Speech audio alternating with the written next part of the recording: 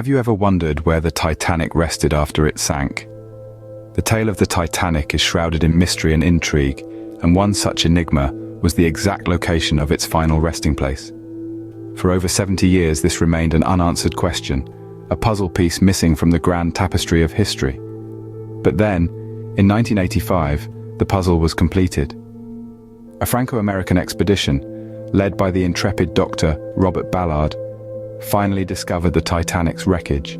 The once grand ship, now a silent testament to a bygone era, lay over 2 miles beneath the surface of the icy Atlantic.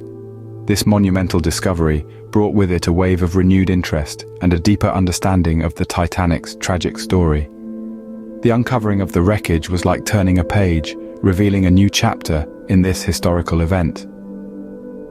The discovery of the Titanic's wreckage unlocked a new chapter in this historical event. Did you know that lifeboats from the Titanic played a crucial role in the rescue mission? After the Titanic struck the iceberg, a desperate race against time began to get as many passengers into the lifeboats as possible. However, it is the story of Lifeboat 4 that stands out. Commanded by 5th Officer Harold Lowe, Lifeboat 4 was not initially filled to its full capacity. Lowe, realizing the gravity of the situation, made the bold decision to return to the disaster site.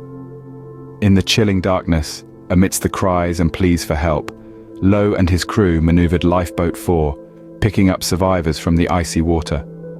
In a situation where every second counted, this brave act of returning to the disaster site saved many lives that would otherwise have been lost to the freezing Atlantic. The lifeboats, though insufficient, indeed served as lifelines for many. As the Titanic sank, acts of bravery unfolded on its decks. In the ship's final moments, the unsung heroes emerged. Among them were the wireless operators, Jack Phillips and Harold Bride. Unwaveringly, they tapped out distress signals into the cold, dark night. Their fingers danced over the keys, sending out an SOS call that echoed across the Atlantic. Their relentless determination ensured the rescue of over 700 souls. In another part of the ship, the strains of music floated above the chaos. The ship's band, led by Wallace Hartley, played on, creating an atmosphere of calm amid the growing fear. Their melodies provided a haunting backdrop as the ship met its end. The final notes of their last song, "Nearer, My God, to Thee," echoed long after the ship had vanished beneath the waves. In the face of disaster, these individuals showed remarkable courage. Their actions serve as a testament to human resilience and bravery under the most dire of circumstances. The Titanic was more than just a passenger ship. Its cargo hold carried a myriad of unusual items. From the mundane to the exotic, the Titanic was transporting a wide variety of goods. Included among them was a Renault automobile, cases of sherry, and even a crate of dragon's blood resin, a substance used in varnishes and dyes. But perhaps the most intriguing of all was the rumored presence of an Egyptian mummy. The mummy, said to be cursed, was a running joke among the crew, little knowing the tragic fate that awaited them. In a twist of fate, one of the crew members, David Blair, who was reassigned before the voyage, accidentally took with him the key to the binoculars locker. Without the binoculars, the lookouts had a more difficult time spotting the deadly iceberg in the ship's path.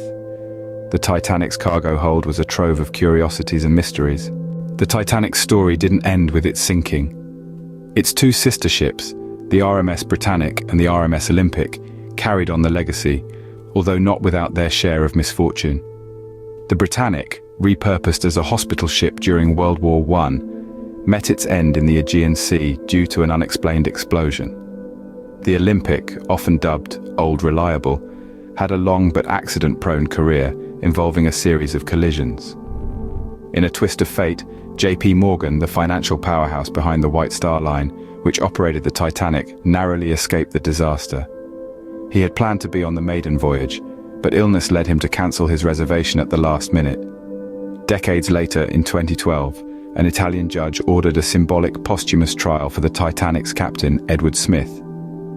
The aim was to determine whether Smith and others were at fault for the disaster, a gesture to the enduring intrigue of the Titanic, even a century after its tragic end.